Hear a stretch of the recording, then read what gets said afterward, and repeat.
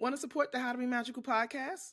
Consider a paid subscription to the Boneyard for only $8 a month or $80 annually. There is even an option to get a subscription with a friend for a discounted rate. You guys know that I do this podcast as a labor of love, and I love bringing everything to the community. But the price has gone up. So in an effort to keep the podcast free and all of that stuff, I am going to be offering exclusive content over on Substack. Right now there is a 30-minute video up for the Liberation Starts at Home episode, like a post show, and your subscription gets you exclusive content to the post show review, as well as first looks at new merch, along with discounts to Soul Thing Botanica products and merchandise. So currently I have a new design offering, in addition to these Geechee coated sweatshirts. And there is a 25% discount for the entire month of February and March for Boneyard paid subscribers. So head over to soulthings.substack.com to join the Boneyard for free. Or if you want to support the podcast, you could do a paid subscription for $8 a month or $80 annually. And let's get it going.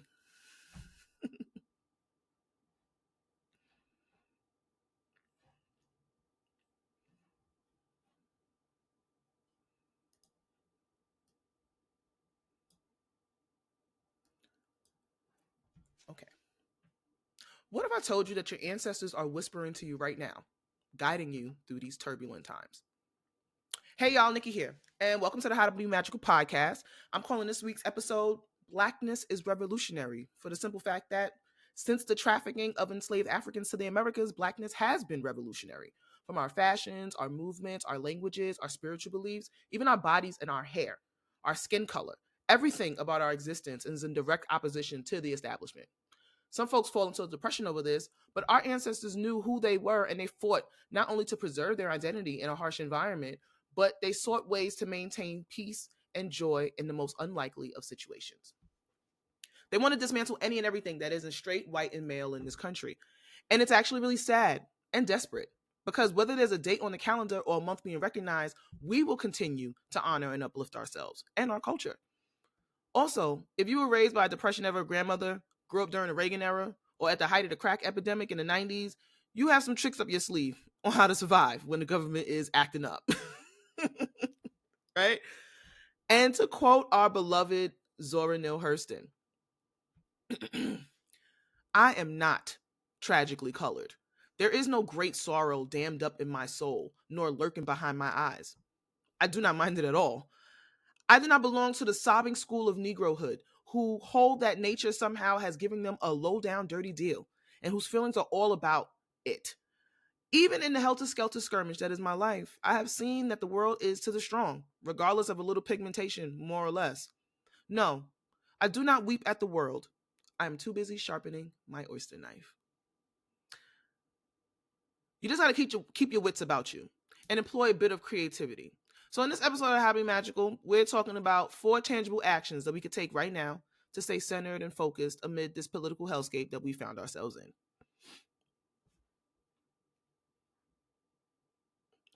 So first things first, cut back on one thing.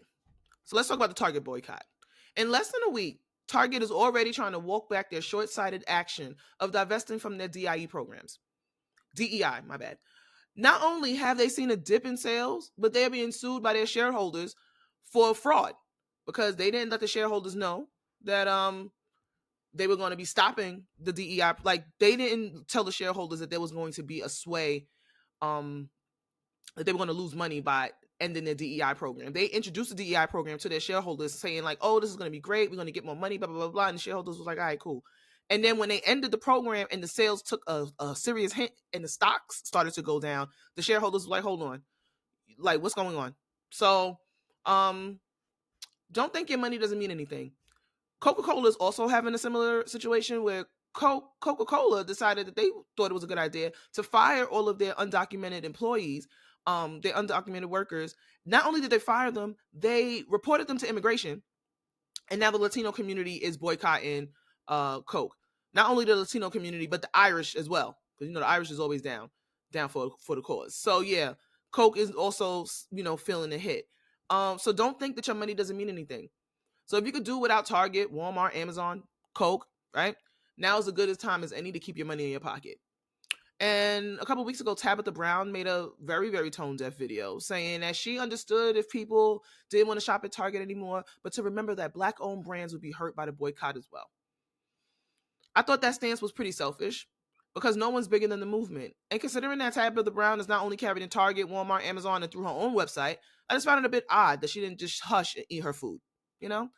This notion that somehow the interests of a few at the top should trump the needs and well-being of folks below that line is elitist as fuck. And somebody compiled a list of like all the Black-owned brands and stuff that's available at Target, and it was like 50 different brands. And it led me to wonder if any of these companies have been in contact with each other, because 50 brands is more than enough to have your own platform. And I understand that running a business isn't easy, but we cannot mistake representation for actual inclusion, especially when these companies are preemptively rolling back their DEI initiatives unprompted and without a second thought. But I was on TikTok, and have you heard of blacknile.co?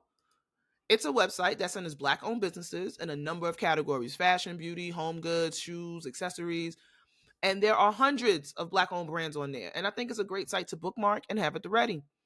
The only thing to note is that they are Christian-led organizations, so there is no category for spiritual or African religious-based products or services. So like no tarot readings, no oils, none of that stuff. But I'm trying to think, do we have a site that's for us, by us, for spiritual goodies and services?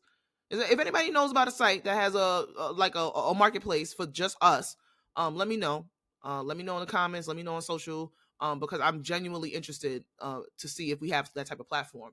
And then there's also another site to check out is buyblack.org, BUY black.org. They have a directory of Black-owned businesses and products that you can purchase directly from their site. So I think that is a great strategy, like for us to shop with each other. And I think that, like I said, the last election proved that, when it counts, Black people, we on one accord.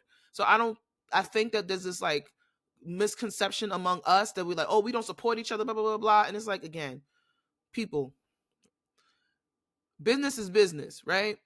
Just because I'm not going to buy it just because you're Black, right? If it looks janky, if your customer service ain't good, if the product looking crazy, if the pictures ain't done right, I'm going to be like, I'm good. And I'll pass.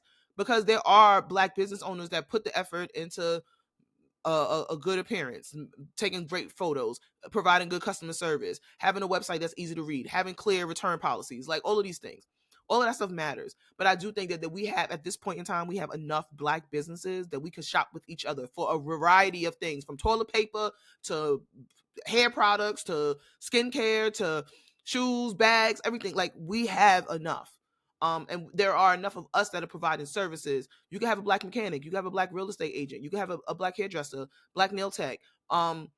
Like, this is not far-fetched. Like, I don't think that we are at a point where it's far-fetched. And our ancestors already did it, right? Like, now, of course, we all know the history of a lot of our all Black towns that were thriving. One of the most famous ones, obviously, is Tulsa. And we know what happens when we doing too good in the eyes of the others, right? They want to flood our towns, they want to burn it down, they want to bomb it, all this stuff. But I'm saying that now that we are in a digital age, we can support each other. I don't have to live next door to somebody in Washington State to support their business, so that is something that we have on our side, and I think that we should use that to our advantage. Because if our ancestors could, boycott, the Montgomery bus boycott lasted for like a year and change. Like, those people walked, carpooled, all of that stuff for a year. They was not like, well, my feet hurt, I'm taking a bus. Granny was like, let me put on my good shoes and I'm gonna just take my time and walk. Like, that matters. And don't think that boycotts don't matter, because I've seen a lot of enough prominent people talking about, oh, you guys are being reactionary and this and the third. And it's like, why is that seen as a bad thing? If somebody or a business or a company, whatever, is not respecting us enough to hire us, have our products on their shelves, this and the third, why should they expect our money? Like, why should they expect our money? Like, we have every right to withhold our dollar just like anybody else. And I feel like one thing that this country knows is that Black people will spend some money. We like to look good, smell good, have a good time. That's what we like to do. And there's nothing wrong with that. And I'm not here to shame nobody about how they spend their money at all, because I feel like everybody spends money. But for some reason, when it comes to Black folks spending money, everybody wants to tell us how we should spend it, where we should spend it.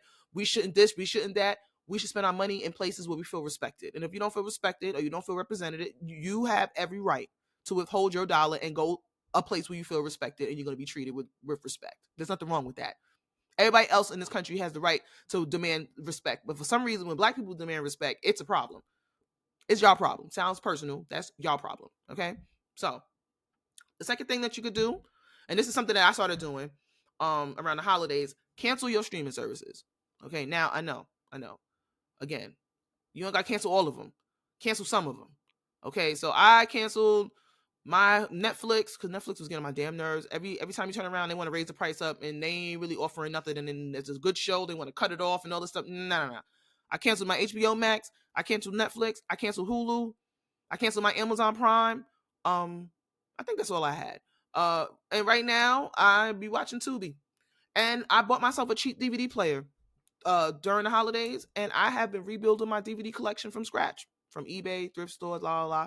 So just this week I was sewing, was making a dress for my Ithana, and I watched the 5 Heartbeats and Undercover Brother, and I had a time up in here. First of all, Undercover Brother does not get the credit that it deserves for how funny that movie is. One, they had everybody and their mother in that movie cutting up, acting a fool. Like, you got Dave Chappelle, you got Anjanae Lewis, you got oh my gosh, friggin' Doogie Howser, and I always forget his name because he's Doogie Howser to me. You know who I'm talking about. Everybody was in that movie cutting up. Everybody was in that movie cutting up, and I just love how funny it was. And like some of the jokes, I was like, damn, this stuff wouldn't fly right now because people were so whatever. But it was like when they was talking about the man, and they was talking about just, oh my god, it was just so funny. It's a great movie. Anyway, and the 5 Heartbeats, and it was Robert Townsend's birthday the other day, so happy birthday, Robert Townsend. You know, Black History Month. I had to watch the 5 Heartbeats. Love it. I could quote that movie, and but yeah, like I'm back to watching my DVDs because aside from Netflix and Hulu constantly raising their prices for no reason, I am tired of searching for titles and not being able to find what I want to watch anywhere. Or you go to look for something, and then the next month it's not there. So it's like, yeah, I'm not paying to rent a movie I done seen 20 times. I might as well just buy the movie. So I think the only subscription that I have left is Spotify. Because I enjoy the audiobooks that they have on there, as well as I don't like ads when I'm listening to my music. So, but if they cut up, they might be getting an act soon. You know, and any and everybody can be on the chopping block these days. Okay, so that's that. The next thing I would suggest is do a social media cleanse, right? Like pick one day a week to just like totally disconnect from social media. And I think that is something that, you know, I think that's a good practice to get into, because with this administration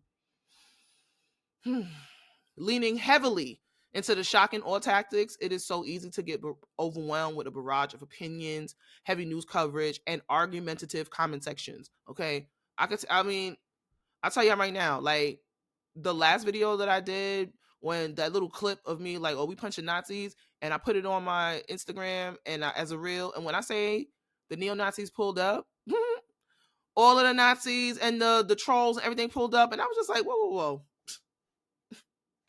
Not on my page, not on my watch. I don't have to answer to none of these people. I don't have to go back and forth with y'all. I don't need to leave your comment to sit there. I don't have to do anything like that, right? So like,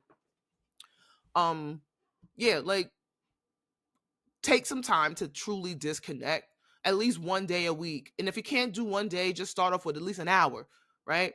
Before you go to bed. So that way you're not going to bed in this level of like, oh my gosh, up here. Like have some tea, listen to some music, play a little video. Me personally, I've been really getting my money's worth for my Nintendo Switch. I've done put in some hours in Stardew Valley, and I'm having a good time. It's very relaxing, and it's like got enough things for me to do that my ADHD, you know, is entertained, but it's very peaceful. The music is nice. The little graphics are cute. Like I'm very easy to please these days, you know. But anything but looking at my phone and doom scrolling and stressing myself out about, you know, what the hell Donald Trump is doing. Like I just can't. Like I can't do it like every day. I just can't. It's too much.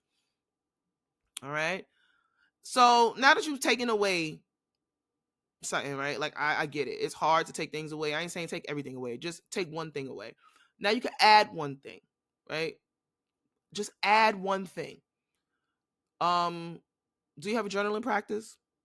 I personally like to just like free write sometimes. Like if I'm feeling very overwhelmed, I just grab my notebook and just write out everything that I'm feeling, or in my phone, I'll just write a note, everything that I'm feeling, and then just put it away.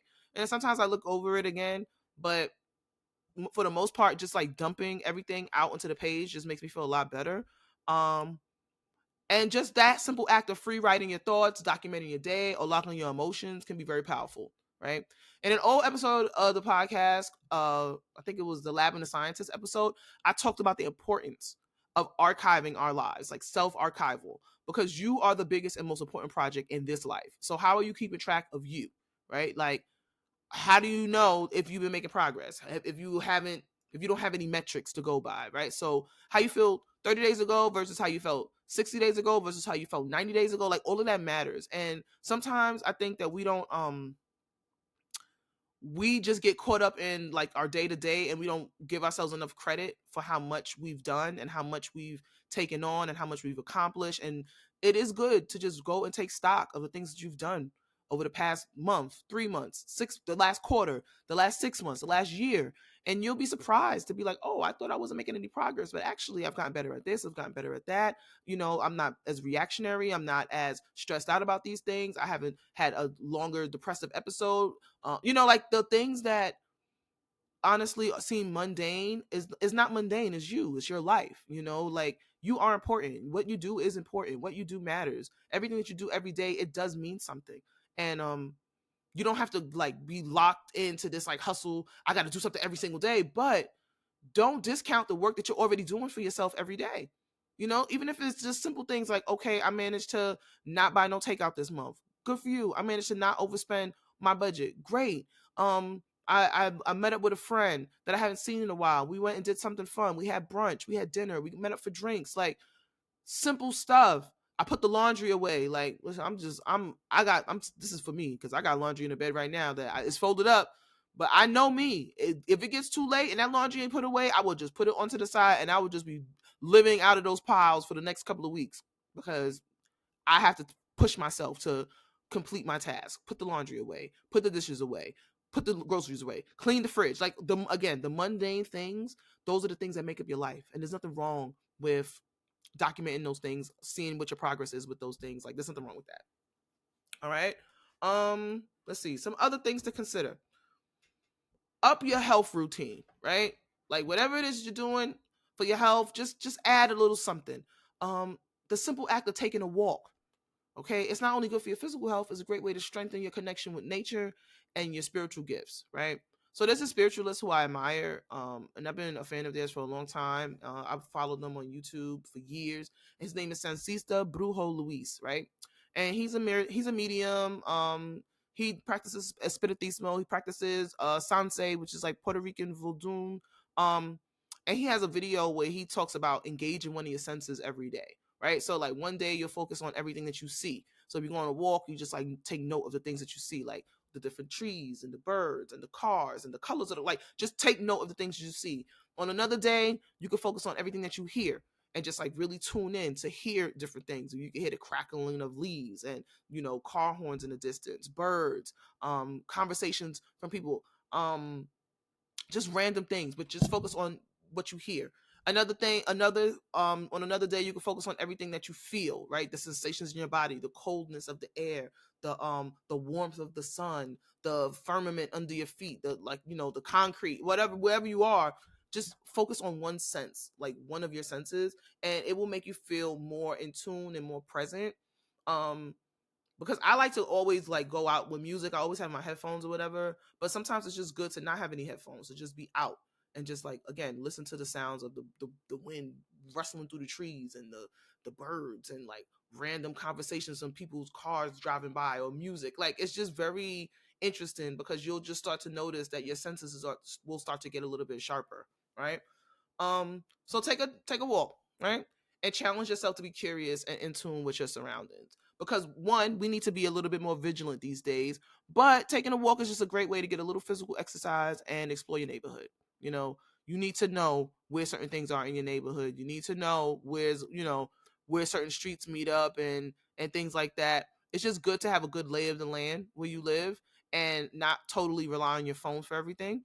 Um, And then one last suggestion, which is the most important one, up your spiritual hygiene. Okay. I did a TikTok this week urging folks to clean their altars and take their spiritual baths.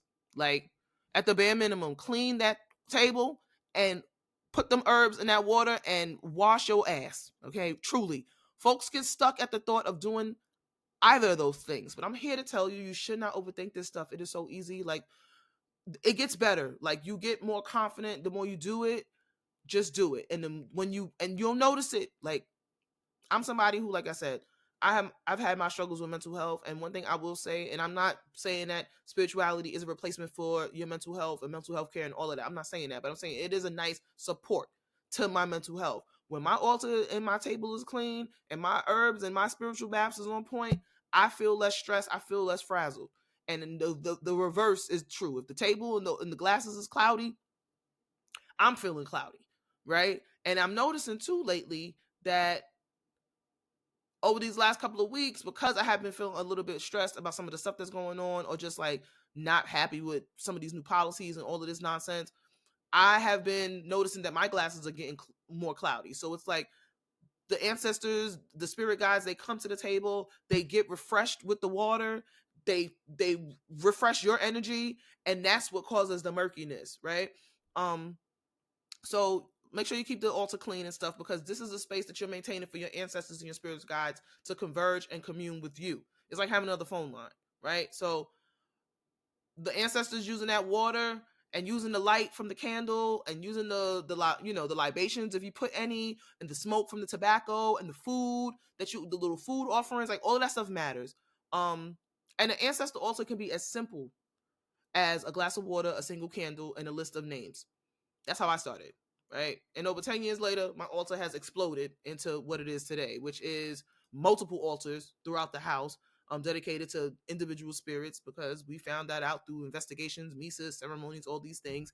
And it is the foundation of my spiritual practice.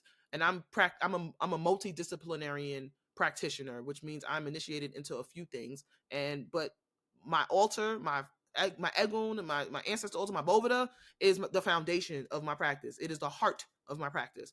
And making your own spiritual baths doesn't have to be hard either, right?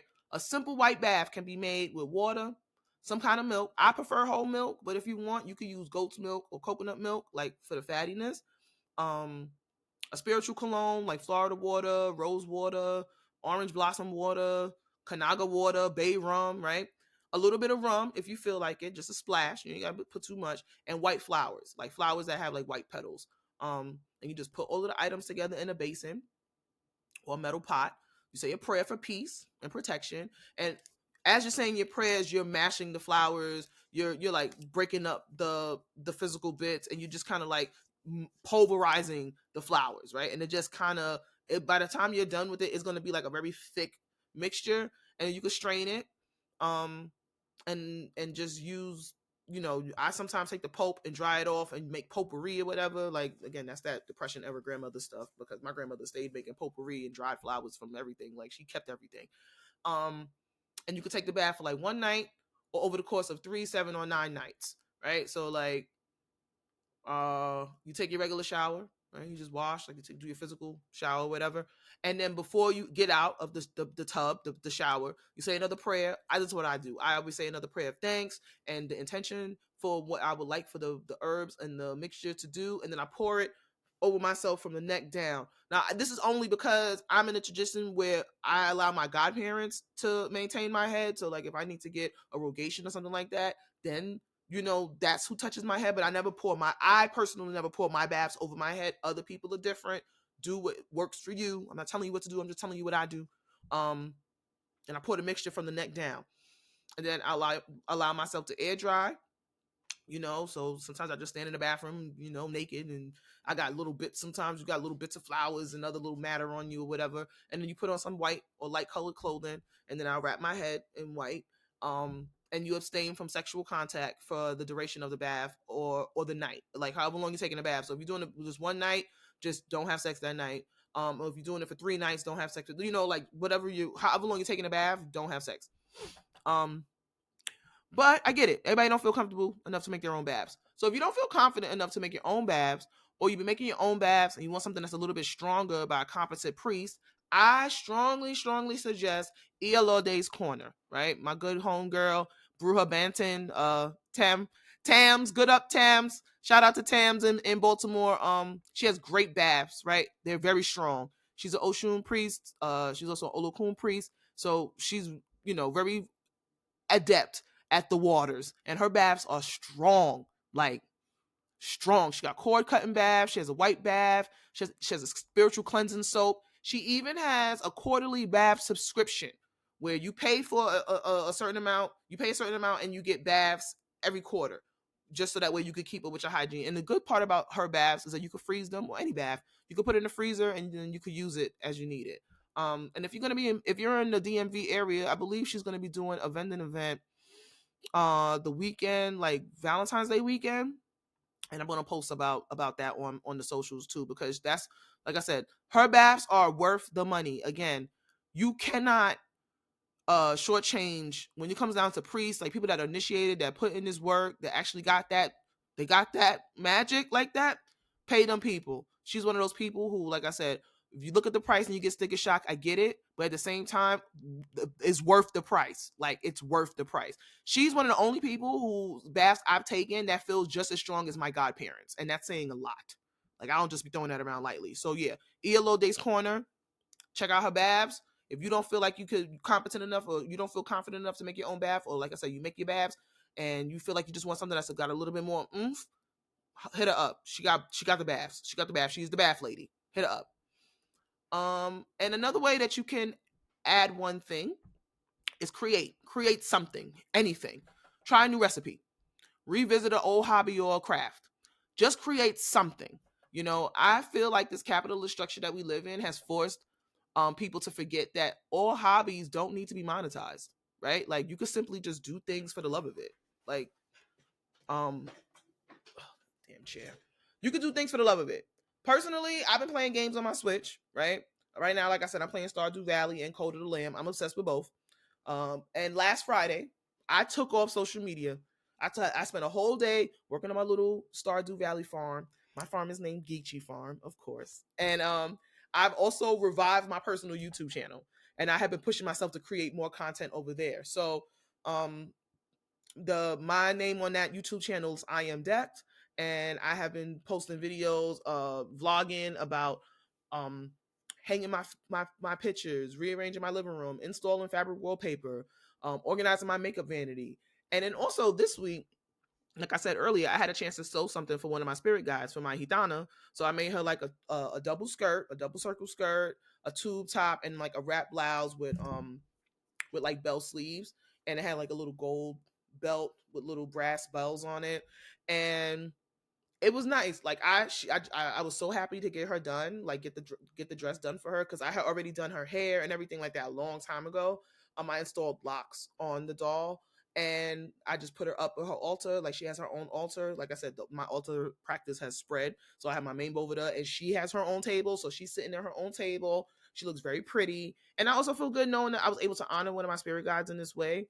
But it isn't always spiritual, right? Like, I just like making stuff in my hands. Like, I'm one of those people. I'm one of those craft hoarders. Like, I got craft supplies for everything. I got sewing materials, yarns, beads, beauty supplies, you name it, I got it in here. Okay, I have the crafts. Like, I love an art, a craft, a hot glue gun.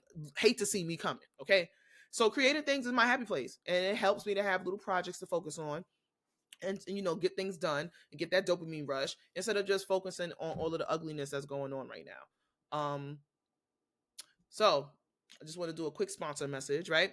I am available for readings, right? So I've been getting a lot of calls, phone calls, text messages, DMs from people in the community, and I'm always very happy to honor and answer and oblige every message, right? I'm very happy. But did you know that my books are open for readings? Okay. I'm offering 30-minute readings, 30-minute tarot card readings. I use the Akamara Tarot. I use the Dust of Onyx Tarot. And I use a Chalk to Kikongo Oracle deck. And we can sit down, get some insight from my spirit guides and yours about what's going on. And after the reading, I always send a picture of the cards and like a little explanation of what we talked about, so that way you can keep it for your records. So if you want to book a reading with me, go over to soulthingsbotanica.com and click the link in the top bar that says book a reading. And you'll be taken to a Calendly site where you can select the time and date. I think right now I'm offering readings on, I think it's Tuesdays, Thursdays, Saturdays, and Sundays. Don't quote me on that. Just go on the site, right? And you could select the time and the date for your reading, and then you could do the payment and everything right there. General information is great, right? Like I give plenty of general information on the podcast, which I love doing. But if you want something that's a little bit more tailored to you specifically, if you want some more insight, book a reading with me and let's work together, right? So I'm looking forward to talking to y'all. All right, moving on. The third part, the third thing that you can do, learn a skill. Learn a skill, right? And you know that whole thing about Black women, when we get bored, we go back to school for another degree. That is so true, right? It really is. Like, that's something that I don't know what it is, but we love going to school. But have y'all heard of Hillman Talk? All right, all of my TikTokers out there, have y'all heard of Hillman Talk? So Hillman Talk was accidentally started by a Dr. Barlow, an African-American studies professor who uses TikTok to connect with her own students, like her real students that pay for her classes, right? That like university students. And Black people hopped on the community education trend and started offering a variety of classes to the community. It's been so beautiful. It's decentralized education, and I think it is brilliant. Now, there's been some controversy surrounding Hillman Talk. White folks trying to center themselves, people trying to trademark the name Hillman Talk, people that probably ain't never seen or heard of a different world, by the way, right? The account was hacked. The first account was hacked, and then there's been some leadership issues, right? But frankly, I don't care about none of that. To be honest, the core of Hillman Talk is Black folks sharing their knowledge and teaching the community for free, which I feel like is the embodiment of the spirit of HBCUs, like at its core, right? Like that's exactly why we formed HBCUs. That is just like a core thing about HBCUs. Like we created our own schools because nobody was letting us come to their school, so we said, well, we don't have to go to y'all school. We got our own school, and I think it is so dope that Black folks came together. Again, all of this nonsense about we don't come together is foolishness. I don't buy into none of that. Came together and offered their services and their knowledge and their expertise to the community for free. So right now I'm enrolled in the screenwriting course as well as the Octavia Butler mixtape, where we are currently discussing Kindred, right?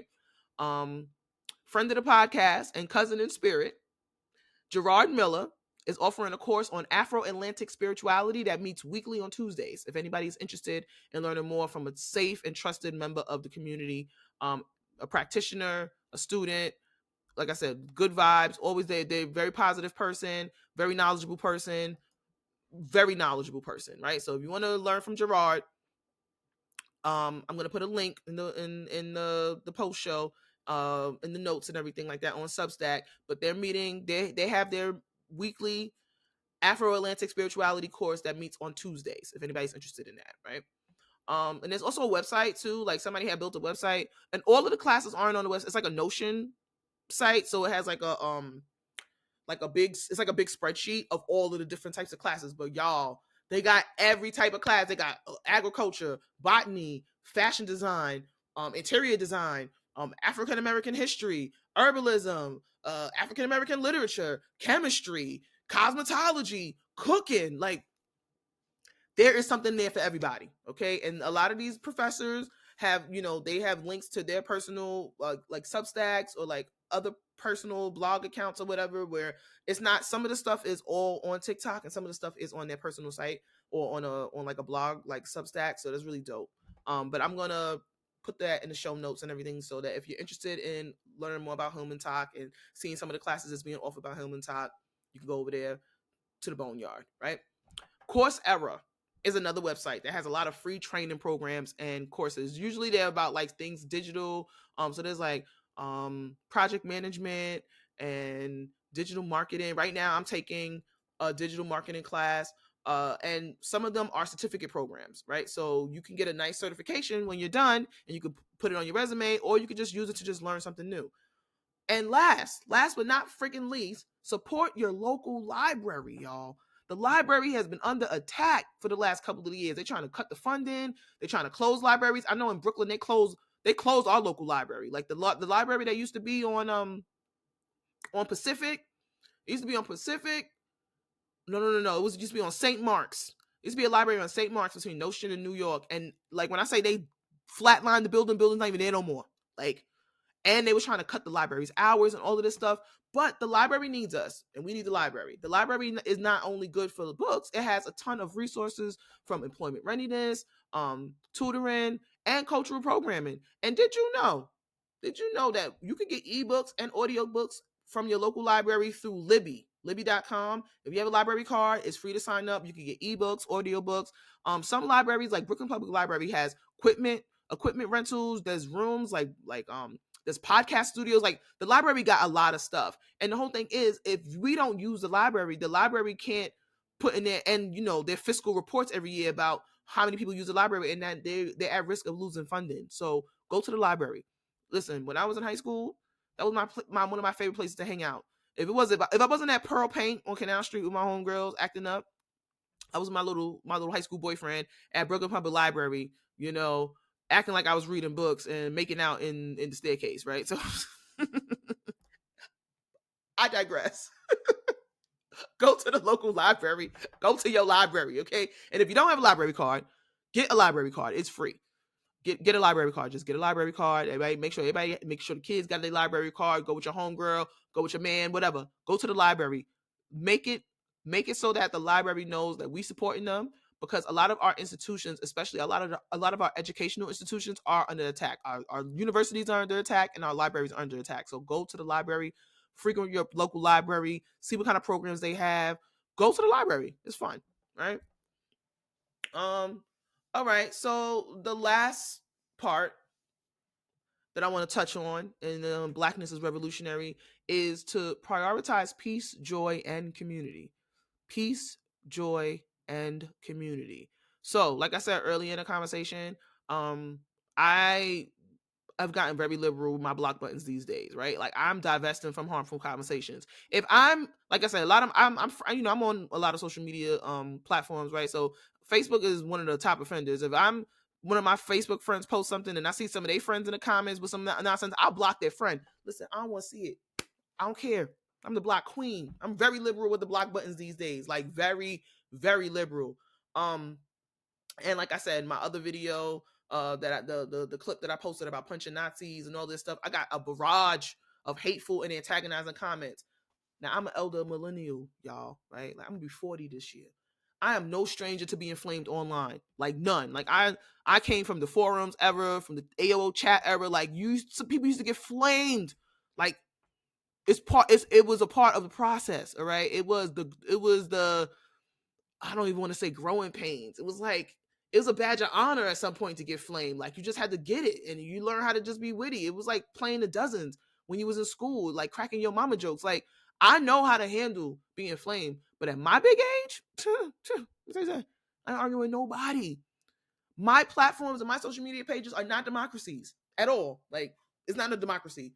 I delete all and any hateful rhetoric. I don't argue with racists, and I don't let their comments take up space in my virtual spaces, right? So they can take that mess on their own page. And for the most part, it's always from somebody with a private account or a page with no content on it. They just going around looking for engagement, looking to argue with people, like getting their rocks off like that. You ain't gonna get your jollies off over here, okay? So, and I also don't want to have people in my community fighting for their lives in the comment sections either. So I don't let no hateful comments sit up in my comment section, like, at all. You ain't gonna get it. You ain't gonna get the attention over here. You ain't get no energy over here. Like, none of that. Like, go argue with your bald head, scallywag ass mother. Like, honestly, like, go argue with your mammy, not me and mine. Okay. So as often as you need to, unfollow pages that are stressful to you. Like, unfollow them, report them if they really going out of pocket, but block them. Right. Preserve your peace at all costs. Like, especially now, because like I said, there's so much going on digitally. It's just not. No, you ain't got to do all of that. Another way to prioritize joy. Watch movies, watch your favorite shows, read a good book. Read a good book. Did you know that Daughters of the Dust and Eve's Bayou is streaming free on Tubi?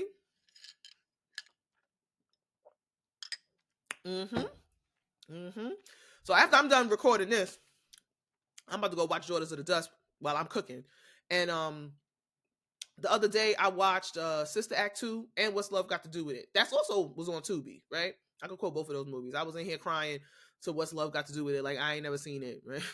I'm in here singing and dancing to Sister Act 2, like, joyful, joyful, Lord, we adore. Like, I was jamming, okay? And you know what? I did say this on Twitter, too. I was like, damn, Sister Act 2 was so good. Like, we had a young Lauryn Hill. We had a young Jennifer Love Hewitt. Ryan Toby from City High, right? Whoopi Goldberg, which I always just laugh to myself, like, yo, they really tried to gaslight us and say that Whoopi Goldberg was ugly. Like, when was Whoopi Goldberg ever ugly, bro? When was she ugly? She was always fine. Fine. Like, ugh. And funny and beautiful. Oh my God. Love me some Whoopi. Love her, right? I also like I said, I've been listening to audiobooks more. So I started listening to Ring Shout by I cannot never pronounce this man's middle name. P. the Jelly Clark.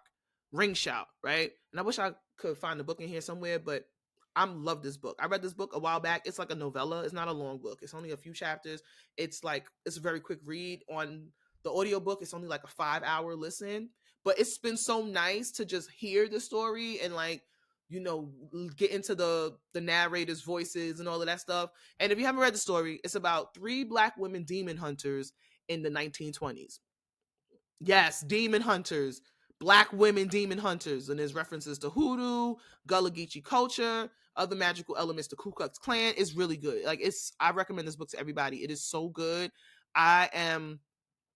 This is one of those books that I hope gets adapted into a film or a television series, because Clark built such a rich and diverse world, and like such well-rounded characters. And just that speculative science fiction, historical fiction, like I love that. That's like one of my favorite genres. And I was really sad when the book ended. So listening to the audiobook is giving me a chance to fall in love with the story all over again. And another book that I think everyone should give a good listen, a good watch, a good read. My goodness, I'm getting my stuff mixed up. Is Foolish by Cy Mecca of Curated South, right? So Foolish is the story. It follows the story of Soleil, as she's uncovering a family secret, learns about her spiritual powers, and goes on a quest to understand who she truly is, all while trying to solve her parents' murder, right? Like the mystery of her parents' murder. Mecca put her foot in this book, okay? She put her foot up to the knee. Like she put her foot in that book. If you love fantasy and original stories about Black folks, check out Ring Shout by P. Jelly Clark and Foolish by Cy Mecca. You can find Foolish on Amazon. There's also a sequel, Foolish 2. Equally good. Please check it out. Okay. Some other ways to prioritize peace. Find joy and in community, right? So last weekend, I had the pleasure of attending the inaugural Zora Neale Hurston Summit. It was hosted by the Zora Neale Hurston Trust at Zora's alma mater, but Barnard College in Upper West Side, right? So I did a full review of my experience on TikTok and on my Substack, right? Like the TikTok is short, just showing like my day, whatever. But the Substack, I kind of went into depth about details about how the day went and all of that stuff. The entire event was dope. But I think the highlight of the day for me was the zine making workshop. So I made this zine. And if you're a longtime listener and supporter of the podcast, you know that How to Be Magical started as a zine of the same name, right? But I made this, and if you're on YouTube watching this, you can see me going through the zine right now. I had so much fun putting this little zine together and like cutting out these pictures of Zora. And this is one of my favorite books, Barracoon. And then there was also like typewriters there at the zine making workshop. So I got to write like little quotes and things like that I wanted. And I just love this picture. This picture of Zora in front of a car. I'm like, isn't that the most Blackest thing? Like, people make fun of Black people, like, oh, y'all want to take a picture in front of y'all car. But like, when did she take this picture? This picture got to be 100 years old. I'm here for it. I love it. Yeah, oh my gosh, look at that little face. So sweet, and yeah, this is my Zora Neale Hurston zine. And yeah, I made my zine How to Be Magical, and I think it was like 2016 for the Brooklyn Brujeria Festival by my good friend Chelsea. And the rest is history, right? I made the zine. I just wanted to just do something quick that I could like share information and like kind of showcase my personality a little bit. And I was so happy when I got a chance to go to the zine making workshop, because I thought it was really dope, and it was nice to have like a keepsake from the event. So this is something that I'm going to just put on my bookcase. You know, I'm always going to have it. But the simple act of being in community with everybody at the summit was very healing, because when I went to the Z Maker workshop, I ran into a Hime Aura. And we had a time. She was like, "Oh, come sit with me," and we sat down. We was just yickety yakking and cutting up paper and playing with the typewriter and doing all of the stuff. And it was just nice to just go to the summit and just connect with people. And it also reminded me that one person could cause a ripple in our culture, right? Like, everybody was there to honor the legacy of Zora Neale Hurston. It was like such an amazing exercise in ancestor veneration, like community ancestor veneration. And it just made me realize too, like, she did so much to preserve our culture. Like, she literally died with nothing. Like, she gave it all. Like, she left it all on the floor, as I like to say. Like, she gave everything to preserve our culture, to exalt our culture, to research our culture, to just do all of the things so that way she could take everything she learned and put it into these books, into these plays, into these videos, into these photos and all of that stuff. Like, she took photos. She has the first footage like ever of a zombie in Haiti, right? Like, she just incredible. And that culture, that preservation of culture and that archiving that I talked about earlier, like, that is an honor. It is an honor for us to preserve our culture. It is an honor for us to come together and exalt our culture. Like, that is an honor. And especially in this current administration that's trying to tell us, like, oh, we're not doing this and we're not doing that. It's like, whatever. Who cares what y'all not doing? Like, who cares? Wherever Black people exist, culture exists. You can't tell us that we can't celebrate Black History Month. Oh, well, like, we the ones that created Black History Month. You don't get to, it's not something that you could take away from us. Like, we're always gonna, it's gonna be Black History Year by the time y'all keep it up. Right? So yeah, preserving your culture is your right. It is an honor, and I think that we all are responsible for preserving culture, whether that's your own personal archiving, whether that's your family history, whether that's learning about your family tree, whether that's connecting with your ancestors, whether that's initiating into some of these ancestral traditions. Like, that is an honor, and I don't think that we should take it lightly, and I don't think that we should think that it's frivolous or anything like that, or we should let anybody outside of our culture tell us about how we feel about our culture. Like, this is our shit. Go worry about yourself. Okay. So that is this week's episode. Blackness is revolutionary. So just to recap, cut back on one thing, just one thing, add one thing, learn a skill, and prioritize your peace. That's it. Very simple. Simple, simple, simple. So thank you so much for listening. Thank you so much for commenting. Thank you so much for sharing, subscribing, following, and engaging with me on all of these platforms. It has been affirming. It has been so nice to read all of your comments, answer all your questions. I'm very grateful for y'all for allowing me to talk my shit and share my experiences with the community. I pray that you all are safe. I pray that you are all at peace. I pray that you're feeling fortified, strong, and confident, and safe. Most of all, feeling safe in these days, weeks, and months ahead. We don't know what is going to go down. We don't know how it's going to go down.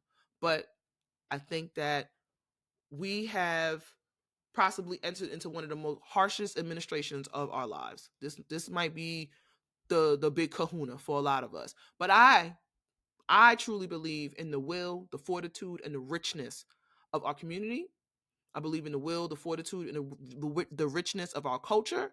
And I know that we can get through this together. So with that being said, I love y'all.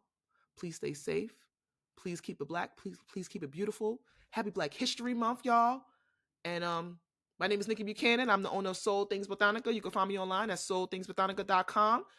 I'm on IG. I'm on Blue Sky at Soul Things BK. I'm also on YouTube at Soul Things Botanica and How to Be Magical, and my personal channel, I Am Decked. So if you enjoyed this episode and you want to support the podcast, head over to soulthings.substack.com to become a paid subscriber.